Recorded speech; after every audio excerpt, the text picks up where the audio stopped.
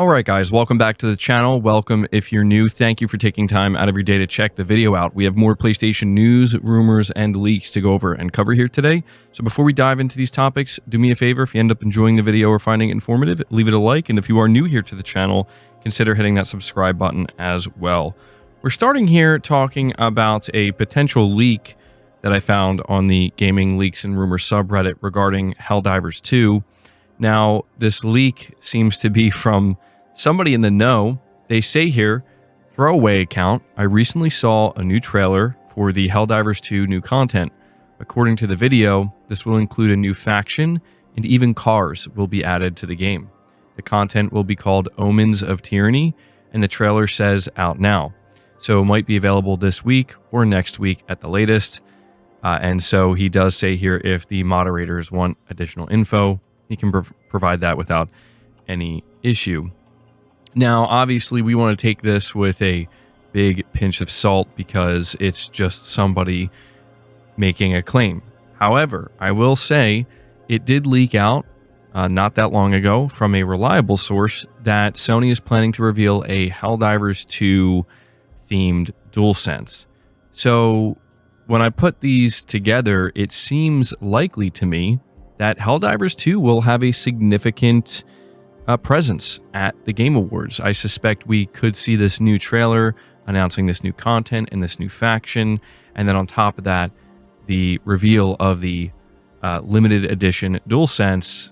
It makes a lot of sense. But again, we want to take it all with a pinch of salt. But, you know, the Game Awards are just 2 days away now, so we will find out. Moving on to the next topic here. It's just a small update regarding PlayStation Plus Premium PS2 Classics. Push Squares reporting Sony is still celebrating the 30th anniversary of PlayStation, with today's update shining a light on PS2 Classics now live on PlayStation Plus Premium in a bonus drop for the service. Available to download now in the UK and Europe, with availability rolling out to the USA later in the day. The three games are Jak and Daxter, the Precursor Legacy, Sly 2, Band of Thieves, and Sly 3, Honor Among Thieves. The best part of these classic titles is that they're just a bonus, and the main PlayStation Plus Premium lineup for December 2024 will be announced later this week on Wednesday. As such, this could be a bumper month for the membership tier when it's all said and done. So there you go. Sony is still celebrating the 30th anniversary, and they're doing so by dropping these three classic games. I did see people expressing a lot of excitement for these particular games dropping onto PS Plus Premium, so let me know your thoughts down in the comments below. Moving on to the next topic, we have a follow-up to the GTA 6 report that we covered yesterday. It was behind a paywall, so I wasn't able to get the entire picture from that report. It was from Bloomberg's Jason Schreier. Now, yesterday what we talked about is how, according to Jason Schreier, many video game publishers are not announcing their holiday 2025 or fall 2025 release dates because they're simply waiting to find out if that's actually when GTA 6 is going to land or if it's going to end up slipping into 2026. But on top of that, apparently in this report, Jason Schreier is claiming that GTA 6 will be less crude towards minorities.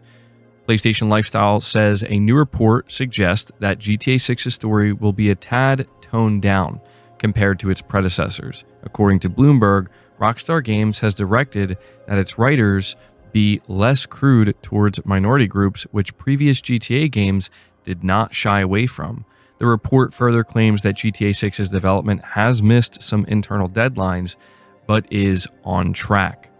So this I thought was interesting because this is something that a lot of people have been speculating when it comes to GTA 6 for a long time, and that is that because a lot of the key figures that were there for the entire history of GTA's existence departed, there's this chance that the game in some fundamental way might change. And if this is to be believed, I think it is because Jason Schreier is a very reliable source in the industry.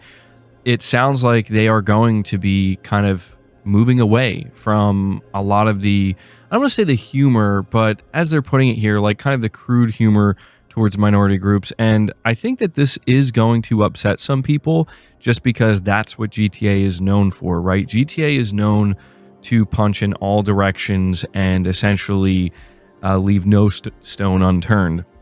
And nobody is safe. That's kind of, that's how it garnered its reputation.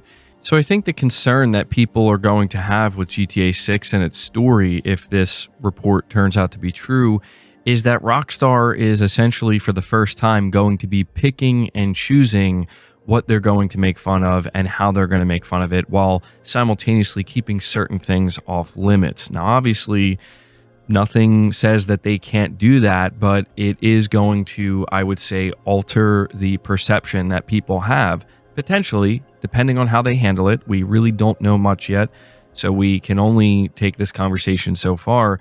Depending on how people, perceive the changes that they're making here, it might ultimately work against it. But at the same time, we need to remember why people play GTA in the first place. The reality is, and there's no escaping this reality, is that people play GTA first and foremost for the fun sandbox gameplay. I don't think anybody would disagree with that.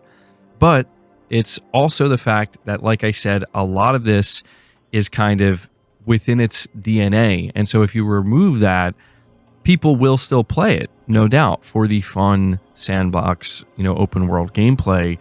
But they will potentially feel like something's missing. But again, it really all boils down to how they choose to handle it. I have no doubt, based on the only trailer we've seen of GTA 6, that it's going to be a silly, absurd game. There's going to be a lot of satire. They're going to be making fun of a lot of different things. But it does seem like maybe they're not going to, again, really kind of punch down, I guess you could say, as much as they did previously.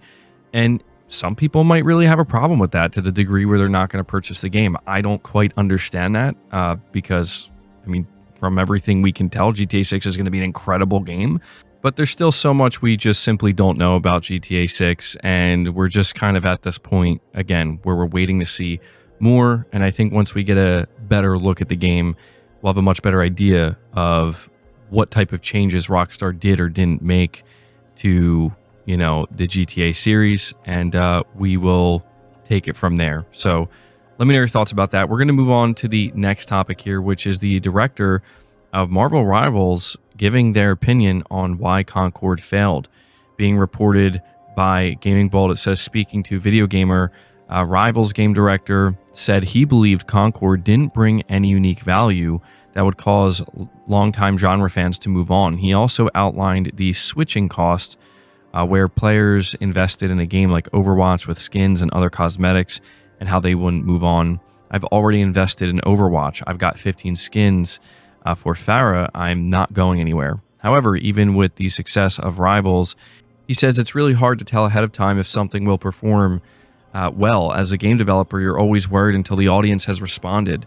The truth is that I don't think anybody can accurately predict this, where the game industry would be radically different today. There are a lot of games that come out and people are like, it's going to do well, and it flops, or people come out and say it's going to flop, and then it ends up succeeding amazingly. So I think it's really hard to tell ahead of time, and you're always worried about that. The trick is to provide players a reason to check out one's game.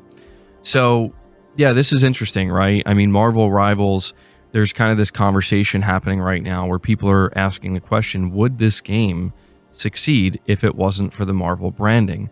From what I can tell, it seems like it maybe would have. I'm not sure, because there's no denying that the Marvel branding is doing some seriously heavy lifting for this game.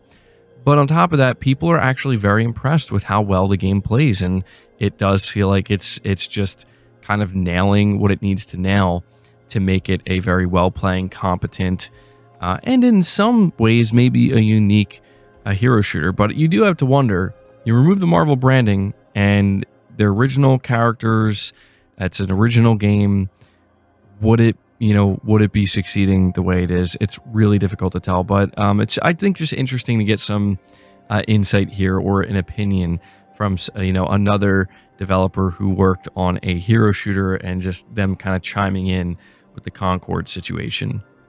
But guys, That's going to do it for this video. I hope you enjoyed it. I hope you found it informative. If you did, be sure to leave it a like, subscribe to the channel if you're new, hit the bell notification icon, and feel free to share the video out. On top of all that, but until next time, guys, take care.